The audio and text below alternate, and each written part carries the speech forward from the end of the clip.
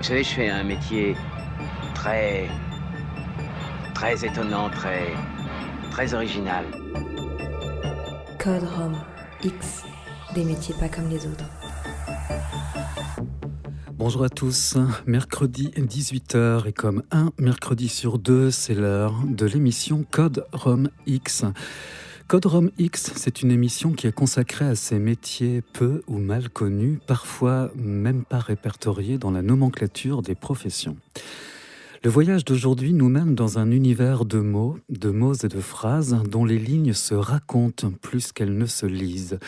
Nous parlerons d'un paysage, un paysage sonore, où l'intonation, telle une pulsation invisible, rythme dans le temps la mémoire, le travail des auteurs, en offrant à l'audience toutes les passerelles vers l'imaginaire.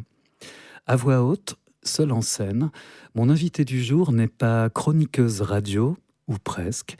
Narratrice enlèverait du charme à sa pratique, conteuse l'enfermerait plutôt. Raconteuse serait peut-être le terme le plus proche de son art, celui de raconter les histoires. Je reçois aujourd'hui Evelyne Gauthier. Bonjour. Jim. Et vous êtes raconteuse. Raconteuse. Vous n'êtes pas venue toute seule, vous êtes accompagnée aujourd'hui de Romain, qu'on retrouve dans les studios de Jade FM. Bonjour Romain. Bonjour. Et vous verrez pourquoi, au cours de cet entretien, au cours de cette émission, la présence de Romain était, me semblait en tout cas, intéressante sur ce plateau. Lorsqu'on a préparé cette émission, Evelyne, il y a deux termes qui sont revenus souvent. Ce sont ceux d'intention et d'énergie. Il en faut de l'intention et de l'énergie pour exercer le métier que vous faites. Oui, tout à fait. Beaucoup d'énergie dans la partie représentation. Donc, le fait de délivrer le texte, de le jouer auprès d'un public, mais c'est aussi de l'énergie pour toute la préparation, puisque chaque représentation se prépare dans un premier temps avec un choix de texte. Moi, en l'occurrence, c'est souvent des nouvelles. Et le choix prend une partie importante, en fait, dans la préparation. Et ensuite, il y a la partie répétition. Et enfin, la représentation qui est la cerise sur le gâteau et l'aboutissement de toute l'énergie qui a été mise dans la préparation. Ça développe également une énergie qui provient cette fois-ci de l'audience, des gens qui vous écoutent. Il y a une espèce de dôme autour d'un événement Oui. où on raconte. Oui, tout à fait. Comme je le fais en public, la plupart du temps, c'est vrai qu'il y a évidemment l'énergie des personnes qui sont là à l'écoute et qui portent tout à fait. Après les 5 premières minutes où on se sent un petit peu seul, un petit peu scolaire, on va dire, très, très rapidement, on accroche un regard, un souffle, on entend les silences également, et ça porte, c'est une énergie formidable et qui permet d'avancer, et après on oublie tout jusqu'à la fin. Public, parce que vous êtes produite, vous produisez devant différentes assistances.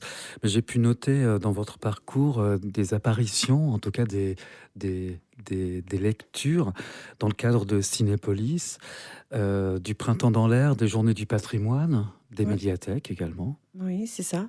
Donc, je dirais que toute personne qui m'a demandé, en général, je pense pas avoir refusé un projet pour l'instant, parce que pour moi, c'est toujours un nouveau challenge. Donc, c'est toujours très intéressant, et comme ça part d'une passion, et ben c'est une occasion supplémentaire de pouvoir exercer cette passion. Et c'est vrai que ça a pu aller de structures en collectivité municipale, en association, chez l'habitant, donc avec des particuliers. Voilà, effectivement, il y a un petit peu tout demandeur, mais le public est toujours là. Ce sont des publics de particuliers, plutôt adultes, parce que je me suis plutôt spécialisée dans des textes adultes, mais ou adolescents adultes, on va dire. Toujours dans le cadre de la préparation de cette émission, vous m'avez confié qu'il y a plus de femmes que d'hommes qui viennent dans dans ces moments de lecture où on vient pour écouter des histoires? Oui, c'est vrai que mon expérience a montré effectivement que dans le public, il y a souvent une très grande majorité de femmes. Je pense pas que c'est une particularité féminine, cette écoute en fait d'histoire. C'est simplement que je pense qu'elles s'autorisent peut-être à être je peux mettre des personnes à dos peut-être, mais peut-être un petit peu plus en ouverture par rapport à ce type de représentation, qui a priori au départ, se faire raconter une histoire, ah oui, bah oui, mais enfin c'est plutôt pour les enfants quoi. On a plutôt, une expérience, d'enfant où on raconte une histoire, le soir ou le mois des tout petits à la médiathèque ou des choses comme ça. Et a priori, on n'imagine pas qu'on puisse être, se faire, emporter par une histoire racontée. Mmh. Et j'ai quand même, quelquefois des hommes et souvent ceux qui sont venus assister à une représentation sont revenus ou après m'ont témoigné du fait que: «Ah oui, ben, on n'imaginait pas que ce soit comme ça et finalement, bah, tu diras, hein, si tu fais une autre date et puis, avec plaisir. Donc, je pense que c'est un public, tout à fait comme un autre, mais c'est simplement qu'il a plus de mal à venir. Dans ma courte introduction pour vous présenter et présenter le sujet de cette émission, j'ai évoqué le fait que c'était également tout un travail, la lecture d'une histoire, un hommage presque à ces auteurs et des passerelles vers l'imagination, forcément des gens qui écoutent ces histoires. Il y a un grand respect chez vous de l'auteur qui a justement écrit ces histoires.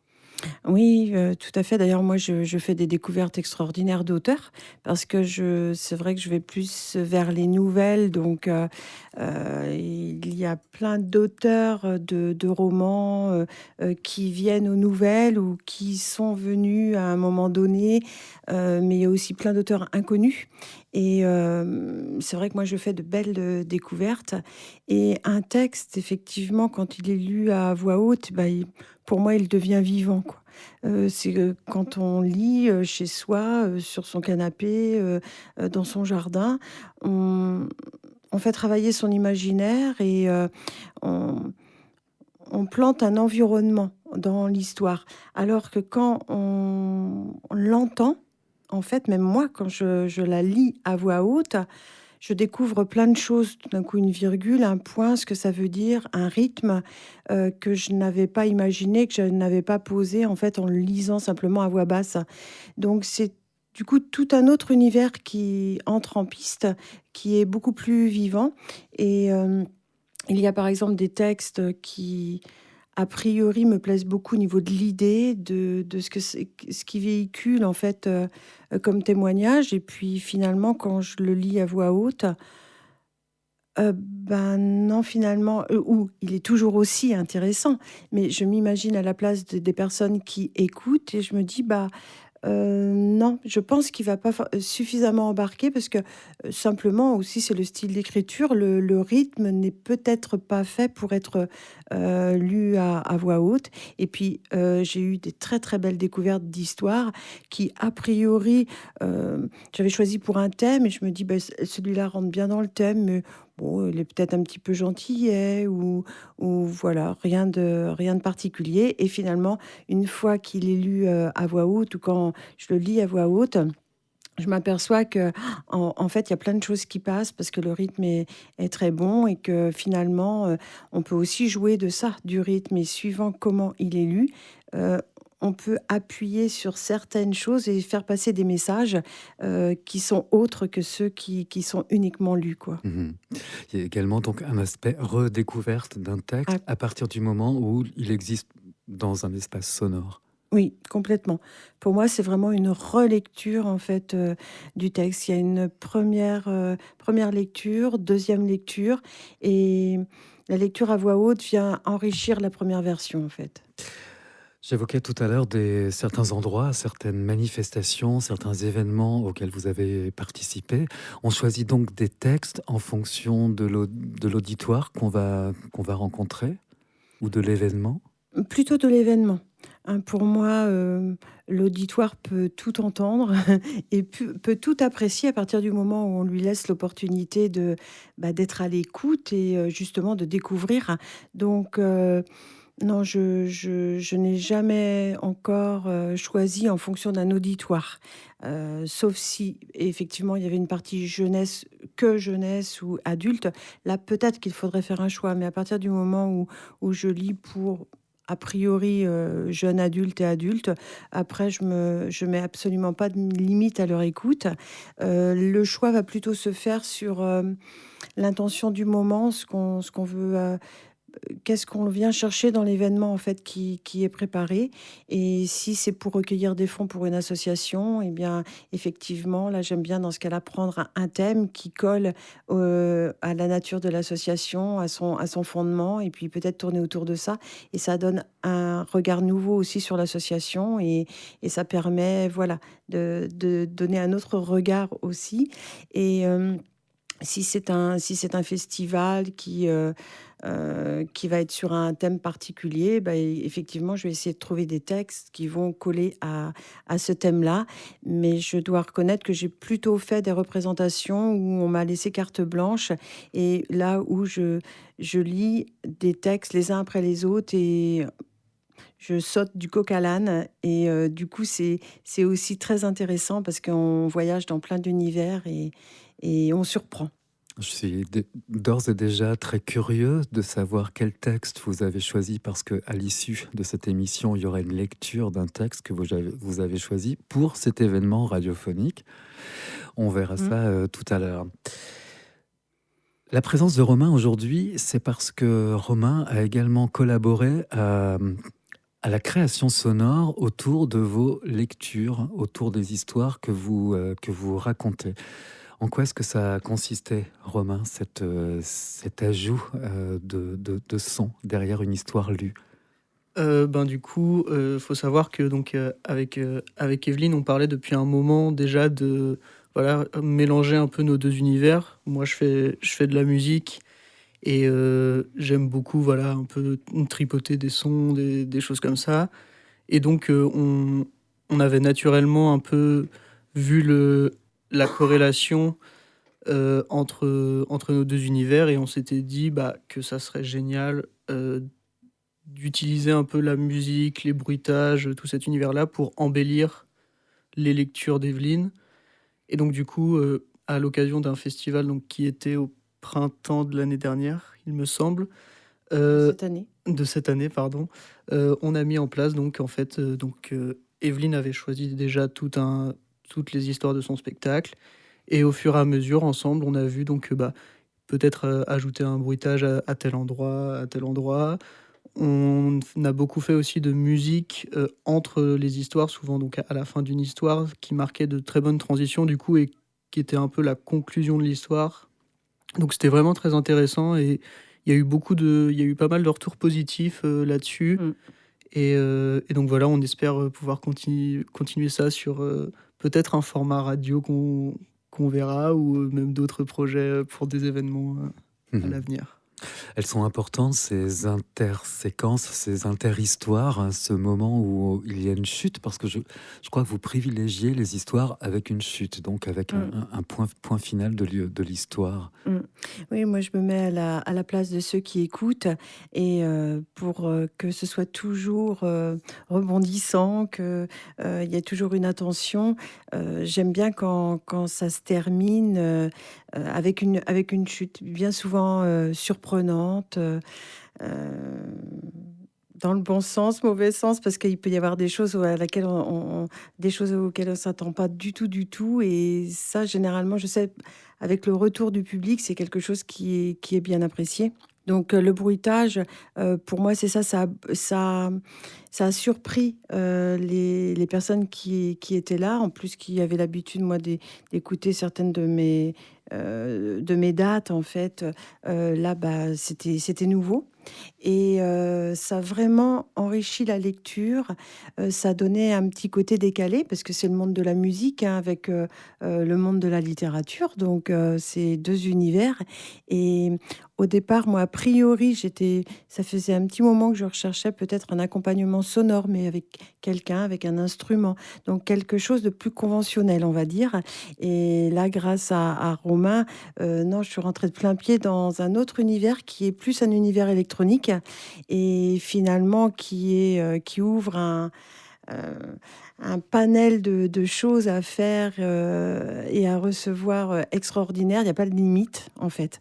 Donc là, on s'est vraiment pas mis de limite. Ça va du bruitage au jingle des années 50, où on va chercher une musique euh, voilà, des années 80 avec de l'électro.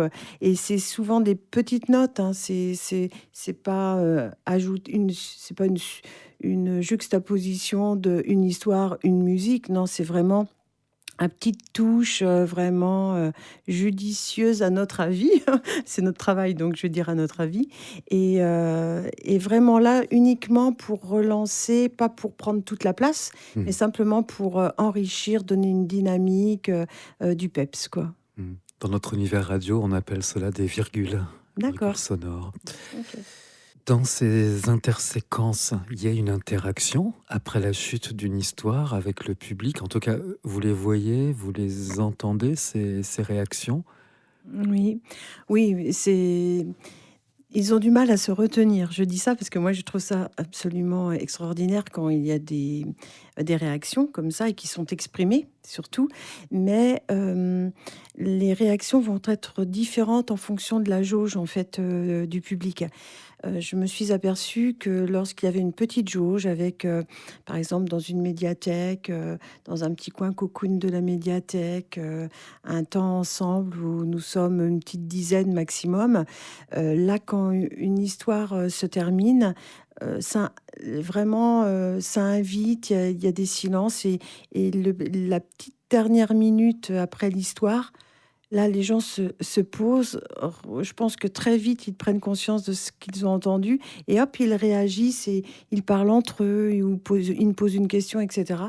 Alors que lorsque j'ai pu faire des représentations dans une salle un petit peu plus grande avec micro-casque où il y a 45 personnes, là, les gens sont beaucoup plus assis, posés, en mode spectacle et sans oser dire un mot, interroger. Ils se font du coude ou ils vont parler avec le conjoint à côté ou l'ami, mais discrètement, en parlant tout bas pour ne pas déranger. Et donc, c'est tout à fait c'est une autre ambiance. Un autre univers. Ouais, ouais. Mhm. Romain, ça donne envie de mettre des virgules, de placer des sons, d'amener ta propre connaissance, ton univers sur davantage de mots et d'histoires. Bah ouais, complètement, je trouve c'est des deux choses qui vont super bien ensemble. Ça, souvent, ça me fait beaucoup penser à la musique de film où on est vraiment dans cette dimension de euh, laisser quelque chose exister. Donc là, enfin, en l'occurrence, la lecture ou le film, par exemple, et de le sublimer avec autre chose, donc la musique dans ces deux cas-là. Et donc, ouais, je vois vraiment la musique comme un moyen de transmettre plus ou moins la même émotion, mais à une puissance beaucoup plus importante Sur et des vibrations différentes. complètement, ouais, c'est bah, une sorte d'amplification de l'émotion apportée dans l'image ou dans la lecture. À force de raconter des histoires, on n'en vient pas à avoir une furieuse envie d'écrire. Mhm. Ça m'est arrivé.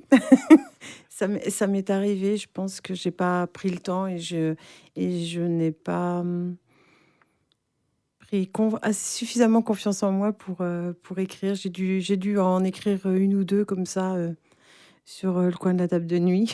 Un jour, j'ai fait également 2 stages de conte à une époque et du coup, à l'issue de ces stages, dans la semaine qui a suivi chacun des stages, je me suis vue à écrire et j'ai écrit des petites histoires, mais voilà, qui sont restées sur l'ordi. Je les ai quand même enregistrées, mais elles sont restées dans un tiroir et pour l'instant, non, je n'en fais rien. Et les histoires sont tellement belles et il y en a tellement à raconter que du coup, je me suis pas sentie pour l'instant le besoin de raconter les miennes. Mm. Je vous propose qu'on vous écoute nous raconter une de ces histoires. Vous avez choisi un texte et je vous laisse le présenter et entamer sa lecture. Alors, c'est un texte qui s'appelle Voix, Voix, et c'est un texte de Thomas Barré. C'est avant tout pour des raisons financières que j'ai accepté. Je ne pense pas avoir une belle voix. Et ça ne m'amuse pas spécialement de passer des heures devant un micro. Mais les chiffres de vente de mes précédents livres étant ce qu'ils étaient, tout ce qui pouvait améliorer mes rentrées d'argent était bon à prendre. En enregistrant moi-même la version audio de mon dernier livre, La farce du fou, je m'assurais quelques précieux euros de commission supplémentaire sur chaque vente. Voilà pourquoi j'ai accepté de me prêter à l'exercice. Je n'ouvre jamais mes propres livres. D'abord parce que je passe tellement de temps à les écrire qu'une fois que je les ai finis, je ne peux plus les voir. Ensuite parce que j'ai trop peur de les trouver médiocres, fades, vaniteux. Mais quand la version audio de La farce du fou est sortie, je l'ai téléchargée. Par curiosité. Un après-midi, je me suis installée dans mon canapé et j'ai commencé à l'écouter. C'était, je crois, la première fois que j'entendais ma voix. Et ça a été comme une révélation. Cette voix, ma voix, était légère mais profonde. Fragile mais posée. Masculine mais gracieuse. Cette voix était la voix d'un homme qui regarde la vie avec humilité, mais qui avance avec détermination. Cette voix disait de moi tout ce que je n'avais jamais osé penser de moi. J'ai écouté le livre d'une traite, et puis j'ai recommencé. Une fois, puis 2, puis 3. Il a fallu que la nuit tombe et que la batterie de mon Kindle faiblisse pour que je me décide à sortir de mon canapé et à rejoindre mon lit. Je me suis couchée, mais ma voix a continué de résonner en moi pendant de longues minutes, jusqu'à ce que le sommeil en couvre les derniers échos. Les semaines qui suivirent furent extraordinaires. J'étais transformée. En fait, j'étais devenue comme ma voix, confiant, inspiré, léger, profond. J'ai écrit des chapitres entiers sans la moindre difficulté. Je suis sortie presque tous les soirs. J'ai fait de nouvelles rencontres, noué de nouvelles amitiés, vécu de nouvelles amours. Et, pour la première fois, j'ai réussi à négocier une avance substantielle à mon éditeur. Jamais ma vie n'avait si bien tourné. La fête annuelle des auteurs de la maison d'édition est une grande soirée mondaine. En temps normal, je n'y serais jamais allée, par peur de passer pour un de ces auteurs médiocres qui compensent leur absence dans les rayonnages par leur présence au buffet. Mais cette fois, nulle peur. Juste l'envie de discuter. D'ailleurs, les premières heures de la fête sont agréables, faites de retrouvailles et de rencontres sympathiques. Seule ombre au tableau, j'ai l'impression d'entendre des voix. Enfin, d'entendre ma voix. C'est furtif, à peine audible, et probablement dans ma tête. Peut-être est-ce dû à la fatigue accumulée de ces dernières semaines, ou alors au champagne. Au moment de partir, je croise mon éditeur. Il est accompagné d'un homme d'une quarantaine d'années, élégant et souriant, qui semble impatient de me parler. « Tiens Fred, avant que tu partes, je voulais te présenter Anthony. Tu te souviens de ton enregistrement audio ? En fait, ta voix ne fonctionnait pas du tout. Trop aiguë, trop instable. Je ne sais pas si on te l'avait dit. Bref, du coup, on a fait appel à Antonio. C'est lui, la voix de ton livre. » Oh, quelle chute! On parlait de chute tout à l'heure, d'histoire. Merci beaucoup, Evelyne, pour cette lecture. La voix, l'outil de travail numéro 1 ici en radio. Pour les auditeurs, auditrices qui se disent « mais oui, pourquoi pas faire appel à quelqu'un qui sait raconter une histoire, qui nous raconterait une histoire », on peut vous contacter et je vais communiquer votre numéro de téléphone. C'est le 06 65 49 18 61. 06 65 49 18 61. Vous pouvez également nous contacter sur rédaction@jadefm.fr, rédaction@jadefm.fr, et on fera suivre à Evelyne vos demandes. Merci beaucoup Evelyne pour cette belle histoire, votre présence ici. Merci une fois encore à Romain. Et on a hâte de vous réécouter peut-être sur cette antenne. Merci à vous. Merci.